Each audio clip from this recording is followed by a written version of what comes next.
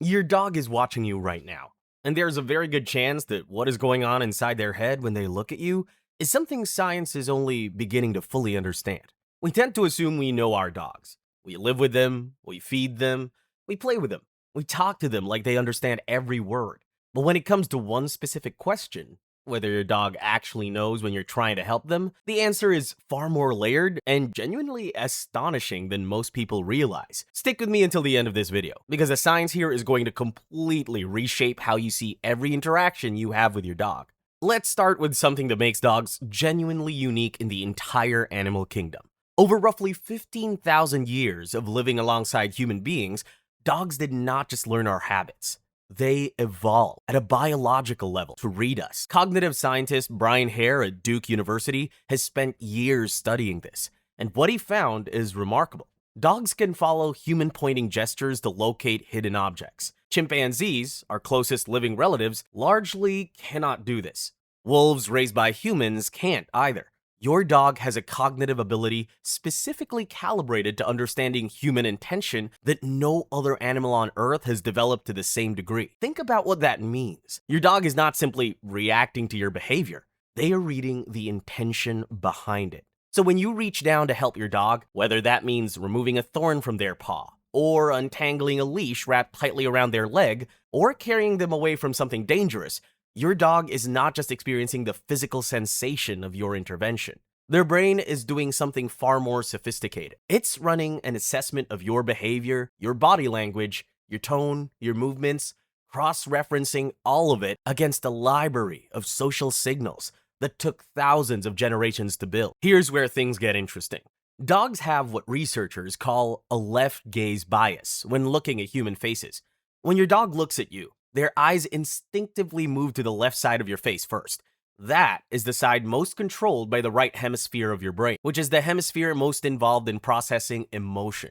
This is the same bias that humans show when reading each other's faces. Dogs develop this specifically for humans, not for other animals, for us. Which means when you're frightened, anxious, or in pain yourself, your dog already knows before you have said a single word. And when you are calm and moving with purpose toward them in a moment of their distress, they're reading that too. Now, here's the part that directly answers our question. Studies have looked at how dogs respond when humans try to assist them versus when humans are simply present nearby or behaving indifferently. What researchers consistently find is that dogs do not treat all human behavior the same way. They actively distinguish between someone attempting to help and someone who is not engaged with their well-being at all. One set of studies tested whether dogs would seek assistance from a human who had previously been unhelpful versus one who had been attentive and cooperative. The dog showed clear preferences, orienting toward, seeking proximity with, and engaging more with humans who had demonstrated helpful behavior. This is not random. This is social evaluation. But there is something even deeper happening here. Something that goes beyond simply learning who's useful. When your dog looks at you and you look back, both of your brains release oxytocin. That is the bonding hormone. The same neurochemical surge that happens between a mother and her newborn infant during the first moments after birth. A study published in the journal Science confirmed this mutual oxytocin loop between dogs and their owners. Your dog gazes at you. Their brain responds with a chemistry of connection, and your brain mirrors it back. This is not projection. This is not us reading our own feelings into our pets. This is documented biology. What this tells us about the help question is significant. When you move toward your dog in a moment of distress, you are not just a pair of hands solving a problem. You are a presence. Their nervous system has been shaped by evolution to find deeply reassuring. Your scent alone activates the reward center of your dog's brain. Research from Emory University showed that among all scents dogs were exposed to during brain imaging studies, only the scent of their owner triggered activation in that specific region. Not food, not other dogs, you. So when you kneel beside your dog and begin working to help them, everything about you, your smell, your voice, your familiar way of moving, is communicating safety at a neurochemical level before you have even done anything. But let's talk honestly about what dogs can and can't understand in these moments. There's an important distinction researchers are careful to make. Dogs are extraordinarily good at reading behavioral cues. They are sensitive to your posture, your eye contact, your vocal tone, the speed and direction of your movements. A person helping an animal moves differently from a person threatening one. The approach is slower. The gestures are directed at the source of the problem rather than at the animal's body. The voice, if used at all, carries a lower, steadier register. Dogs have been reading these specific signals in humans for longer than recorded history. So, in one sense, yes, your dog knows you're helping them because the physical vocabulary of helping looks and sounds and smells different from the vocabulary of danger.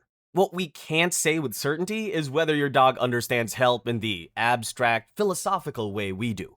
They are probably not thinking about your intention as a concept, but they are reading your intention as a lived signal, and the effect is functionally the same. They settle, they allow contact, they wait. If you have ever had a dog sit remarkably still while you cleaned a wound on their paw, or hold steady while you worked to free them from something, you've experienced this in action. That stillness is not purely passive. It is, in many documented cases, something closer to active cooperation. There are moments that go even further. Dog owners and veterinarians and trainers have all described situations where a dog in distress will specifically seek out their person, not move toward any available human, but orient toward the one individual their biology has linked to safety and comfort. When a dog is injured or frightened and they push against you, or tuck themselves against your legs, or bring their face close to yours, they're not doing something random. They are doing something their entire evolutionary history has equipped them to do. They are going to the creature their brain most associates with the resolution of distress.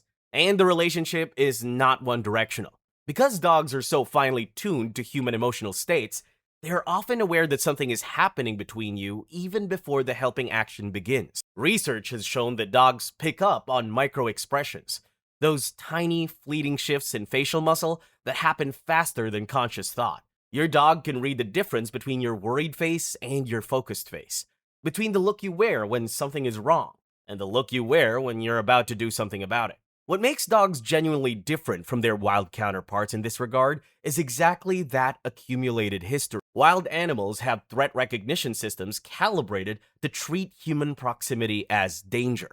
Dogs have had those systems selectively reshaped over thousands of years of coevolution with us. The threat calculation is different.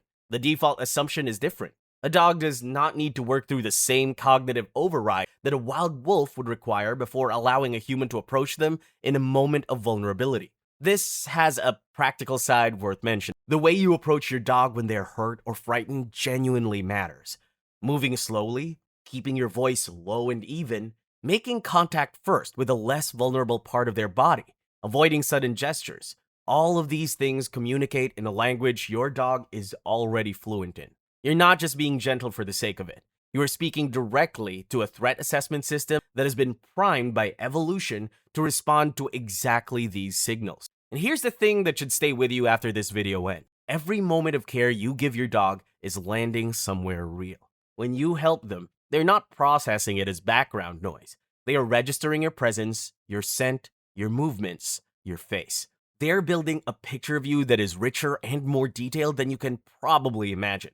Studies have shown that dogs remember specific people, specific interactions, specific emotional experiences associated with individuals across long stretches of time.